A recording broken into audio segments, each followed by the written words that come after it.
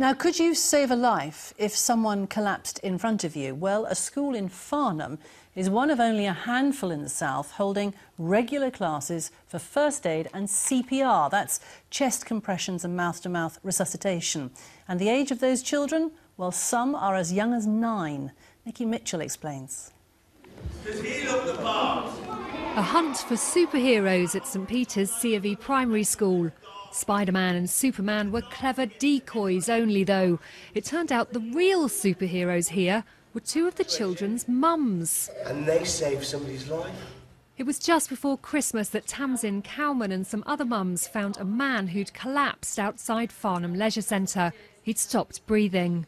Quickly felt for a pulse, started CPR, and fortunately my friend that I was with, I screamed at her to run in to go and get the defib. I knew there was a defib in the sports centre, and we were able to get the paddles onto him and shock him.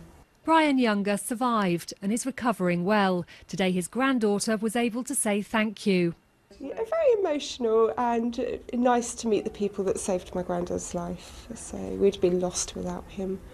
It was all the motivation these 9- and 10-year-olds needed to have a go themselves.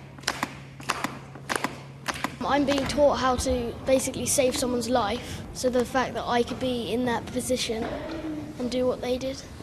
Being given the opportunity is just amazing.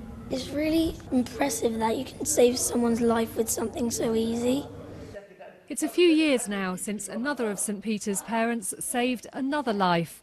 Joanna Michaelides never expected to have to use her then very basic first aid knowledge on a stranger dying in the street. I think I would have been dead within 5 to 10 minutes if nobody had done anything. And as I understand it, a few people gathered round, but nobody really knew what to do until Joe came along. There were a lot of people traumatised at the scene because a man desperately needed their help and they didn't know what to do. So we formed one of the British Heart Foundation's Heart Start groups, and since then we've taught about 400 people emergency life support. Children should be taught the basics of first aid and even the simple steps of how to make a 999 call and how to save somebody's life by putting them in the recovery position. All those teaching here today want first aid classes to be put on the national curriculum. Nikki Mitchell, BBC South Today.